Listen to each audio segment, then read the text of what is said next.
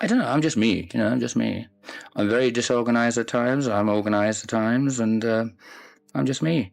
He was larger than life on stage, but behind the spotlight, Freddie Mercury battled more than the world ever knew. Now, with never-before-seen footage finally coming to light, heartbreaking truths are being revealed. Truths that even his biggest fans didn't see coming. From private struggles to emotional final moments, this is the side of Freddie that remained hidden for decades.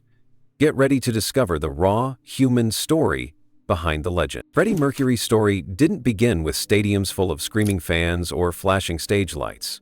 It started in a much quieter, more modest place, Zanzibar, a small island off the coast of East Africa. Born as Farrokh Bulsara in 1946, Freddie grew up in a conservative family. His father worked as a cashier for the British Colonial Office, and the family lived a simple but stable life. There was nothing in his early surroundings that hinted he'd one day become one of the greatest rock stars of all time. But even then, something in Freddie stood out. As a child, he was shy, curious, and had a deep love for art and music. His parents noticed his musical interests early, and at the age of 7, they made a life-changing decision. They sent him to a British-style boarding school in India called St. Peter's. It was tough being far from home at such a young age, but it turned out to be one of the most important steps in his life. That school is where his musical side really started to bloom. At St. Peter's, Freddie learned to play piano and joined the choir. He also started his first band, the Hectics, playing covers of rock and roll songs at school events. It was his first taste of performing live, and he loved it. Even though it was just school gigs, he felt the rush of music in his bones. It was clear this wasn't just a hobby, it was something deeper. Then came another huge shift. In 1963, political unrest in Zanzibar forced Freddie's family to leave and move to England. For a teenager, landing in England during the swinging 60s was like stepping into a whole new world. The culture was totally different, louder, freer, more colorful, and the music scene was exploding. This was the era of the Beatles, the Rolling Stones, and a whole new wave of sound. Freddie soaked it all in. He enrolled at Isleworth Polytechnic and later at Ealing Art College. He wasn't just about music. He had a strong eye for design and fashion. But even as he studied, he couldn't stay away from music for long. He went to concerts, hung out with musicians, and dreamed of being on stage. That dream started to become real when he met Brian May and Roger Taylor, who were in a band called Smile at the time. It didn't happen overnight, but those early meetings would eventually lead to the formation of Queen. Before that happened, Freddie took on a variety of odd jobs to make ends meet. He worked at Heathrow Airport and even sold clothes at a market stall. But music was always calling. He was determined to find a way in. He sang in a few small-time bands and kept pushing, experimenting with his voice and style. By 1970, the pieces finally started to come together. Smile disbanded, and Freddie joined forces with May and Taylor to create something new. He suggested the name Queen, and while it raised a few eyebrows at the time, it stuck. He also designed the band's logo, combining the zodiac signs of all 4 members into a royal-looking crest. This wasn't just a band, it was a vision, and Freddie was at the heart of it. From Zanzibar to London, from shy schoolboy to bold performer, Freddie's journey was all about transformation. He never lost the part of himself that was curious, creative, and ready to take risks. And once Queen began to rise, it was clear that this kid from Zanzibar wasn't just going to be a star, he was going to change rock music forever. The rise of Queen and Freddie Mercury's bold transformation is one of the most iconic stories in music history. It's not just a tale of fame and success, but also of personal growth, courage, and reinvention. Freddie didn't just join a band and become a singer. He created a whole new identity, pushed boundaries, and helped turn Queen into one of the most unique and unforgettable acts in the world. After Freddie teamed up with Brian May and Roger Taylor, Queen officially came together in 1970. John Deacon joined shortly after as the bassist, completing the legendary lineup. Right from the start, Queen didn't want to be just another rock band. They wanted to do something different, something bold. Freddie was especially focused on making the band stand out, not just musically, but visually too. At this point, Freddie had already started to move away from his past identity as Farrokh Bulsara. He changed his name to Freddie Mercury, a name he felt matched the power and drama he wanted to bring to the stage. It was a symbolic move, one that marked the beginning of his transformation. He wasn't hiding who he was becoming more of himself than ever before. Freddie Mercury wasn't just a stage name. It was a declaration. In those early years, Queen struggled to find their place in the music world. Their sound was hard to pin down. It wasn't straightforward rock. It had layers, classical influences, operatic vocals, complex arrangements, and theatrical flair. Radio stations didn't know what to do with them, and critics weren't always kind. But Queen didn't back down. They believed in what they were doing, especially Freddie. Freddie had a clear vision. He wanted their music to be big, bold, and emotional. He loved drama, both musically and visually, and that passion came through in every performance. On stage, he wasn't just a singer. He was a showman, a storyteller, a force of nature. He wore outrageous costumes, strutted across the stage with confidence, and owned every inch of it. People had never seen anything quite like him before. He didn't just sing the songs, he lived them. Queen's self-titled debut album came out in 1973. It wasn't a massive hit, but it got people's attention. It introduced Freddie's unique voice and the band's experimental sound.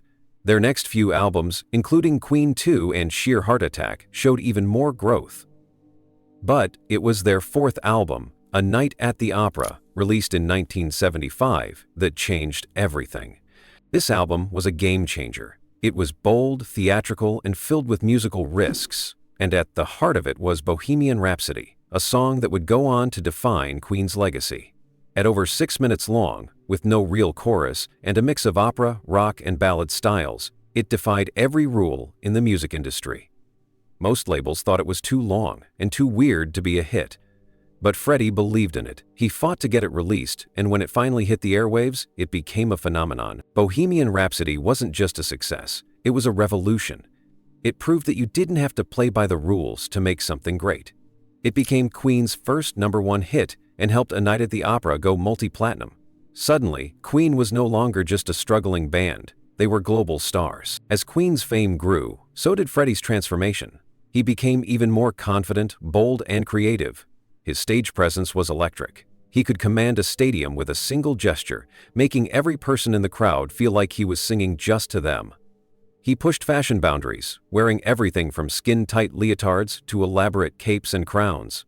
He played with gender, style, and expectations, becoming a symbol of freedom and self-expression. Freddie also started writing more personal songs. Tracks like Somebody to Love and Love of My Life showed a softer, more emotional side of him.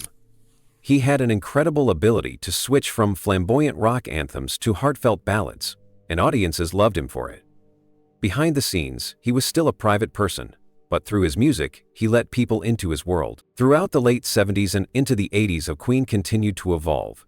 Albums like News of the World, The Game, and Hot Space showed the band experimenting with different styles, from arena rock to funk to disco. Not every change was popular with critics, but Freddie didn't care about staying safe or predictable. He wanted to keep pushing forward, keep surprising people. Queen's live performances became legendary. From sold-out arenas to massive outdoor shows, they brought a level of energy and excitement few bands could match. And at the center of it all was Freddie. One of the most iconic moments of his career and rock history came in 1985 at Live Aid. In just 20 minutes, Queen delivered a performance that many still call the greatest live rock show of all time. Freddie had the entire Wembley Stadium in the palm of his hand. It was pure magic. Freddie's transformation wasn't just about clothes or stage presence. It was about embracing who he was, fully and unapologetically. He didn't fit into anyone else's mold, and he didn't try to. He made his own path, and by doing so, he gave others the courage to do the same. His boldness helped redefine what a rock star could be, not just tough and macho, but theatrical, emotional, and deeply human. By the mid-80s, Queen was one of the biggest bands in the world, and Freddie Mercury was a true icon. But even as his fame grew, he remained focused on the music. He poured himself into every song, every show, always striving to create something special. His transformation, from a shy kid in Zanzibar to the king of rock, was complete. But he never stopped evolving. That was Freddie's true magic. He wasn't afraid to change, to take risks, or to be himself, and in doing so, he inspired millions to do the same. Behind the dazzling lights, electrifying performances, and legendary music, Freddie Mercury was facing personal battles that very few truly understood.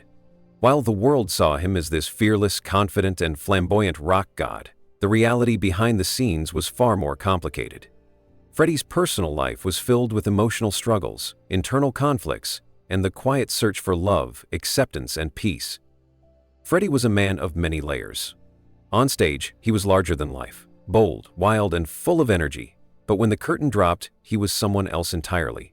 He was private, introspective, and, at times, lonely. His need to control the spotlight during performances often came from a deeper place, one where he had to constantly prove himself. Not just as a musician, but as a person who deserved to be heard, seen, and loved. One of Freddie's biggest personal battles was with his identity.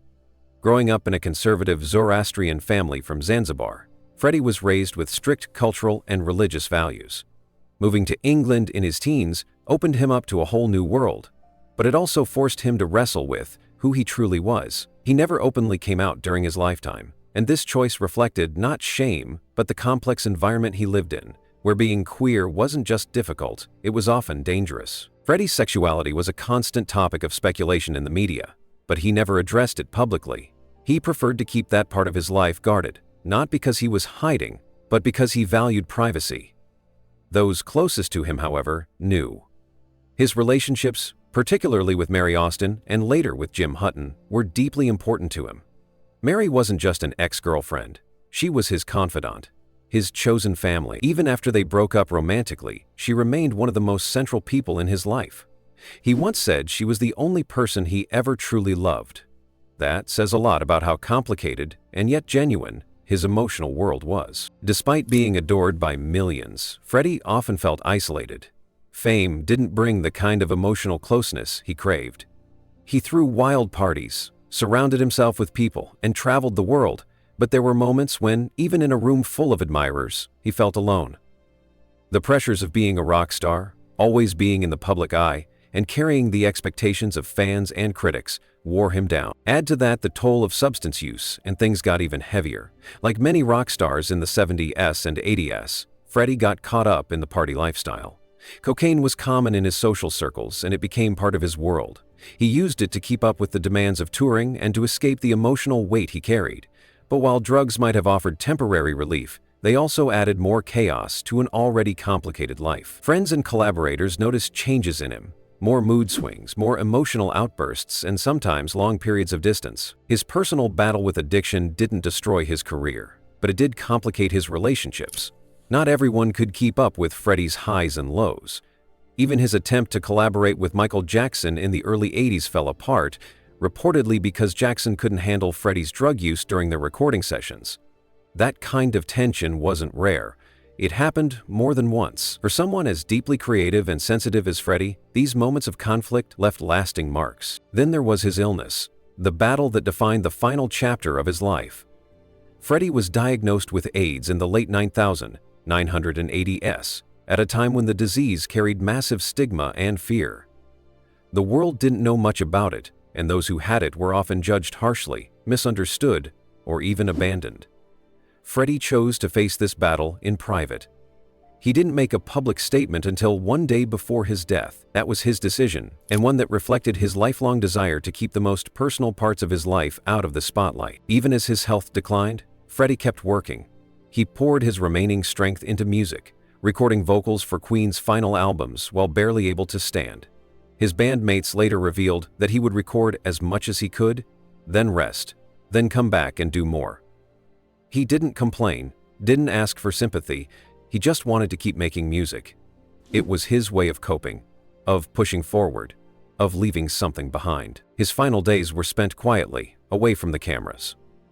Surrounded by close friends, his partner Jim Hutton and the ever-loyal Mary Austin, Freddie lived those last moments with a quiet dignity. He stopped medication when he knew the end was near, not as a sign of giving up, but as a way to take control of how his story ended.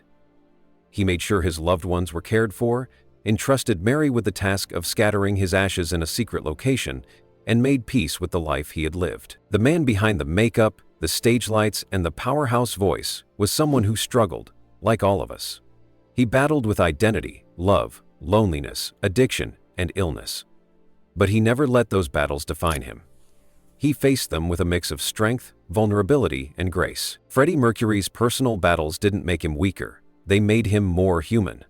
They made his music deeper, his performances more raw, and his story more meaningful. Behind every powerful note he sang, there was a man fighting to be understood, not just as a performer, but as a person. And that's part of what made him so unforgettable. Freddie Mercury's legacy is something that goes beyond just his music. It's not only about the hits he wrote or the unforgettable performances he gave. It's about the mark he left on the world, the way he inspired people, challenged norms, and lived his life unapologetically. Even decades after his death, Freddie's influence is still felt in music, fashion, culture, and in the hearts of millions of fans who continue to admire him, not just for who he was on stage, but for who he was as a person. Let's start with the music. Queen's catalog remains one of the most powerful and diverse bodies of work in rock history. Songs like Bohemian Rhapsody, We Are the Champions, Somebody to Love, Don't Stop Me Now, and Radio Gaga are still played around the world. You hear them at sports stadiums, in commercials, in movies, and blasting through car speakers.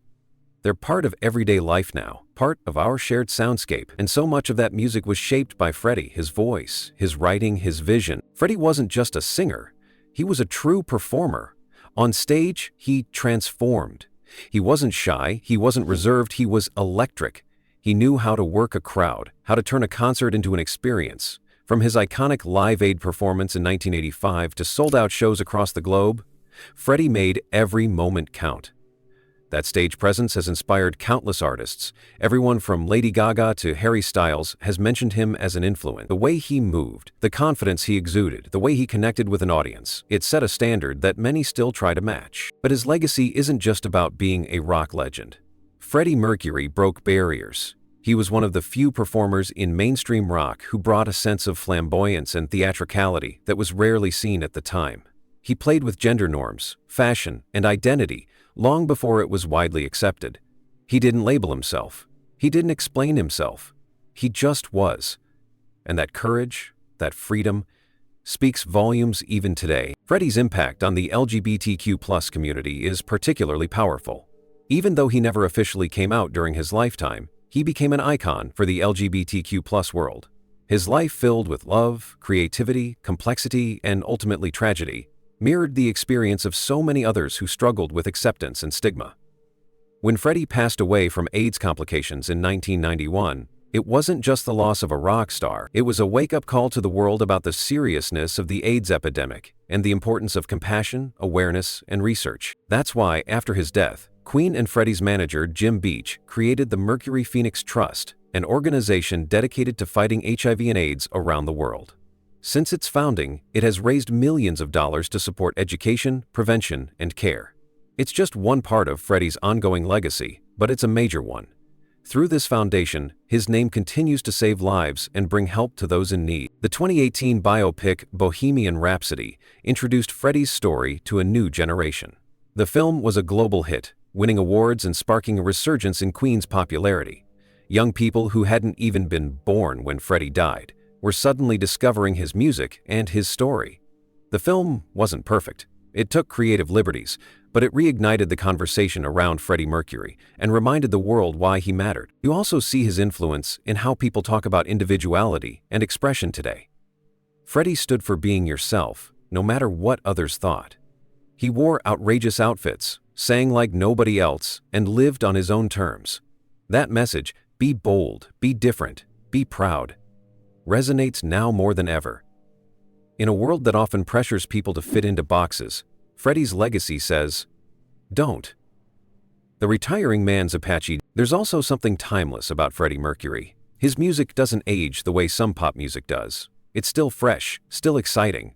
Part of that is because Queen never stuck to one sound. They mixed rock with opera, pop with funk, hard rock with ballads. And Freddie had the kind of voice that could handle all of it.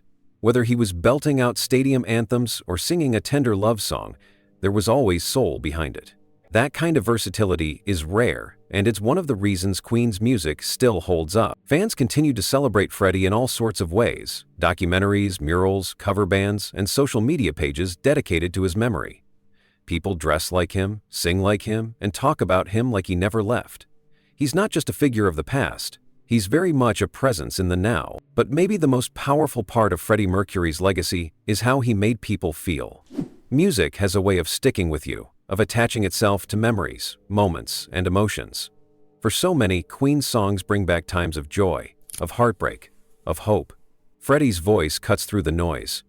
He had a way of making you feel seen, of lifting your spirits, of reminding you that being different was something to celebrate. In the end, Freddie Mercury's legacy lives forever, not just because of what he did, but because of who he was. A brilliant musician, a bold performer, a complex, beautiful soul. He showed the world that you don't have to follow the rules to leave a mark. You just have to be true to yourself. He may be gone, but Freddie Mercury is still everywhere. In our headphones, on our screens, in our hearts. He taught us that music is more than sound. It's emotion, it's expression, it's connection. And as long as people sing along to Bohemian Rhapsody or shout "We are the champions" at the top of their lungs, Freddie's legacy will never fade. It will only grow.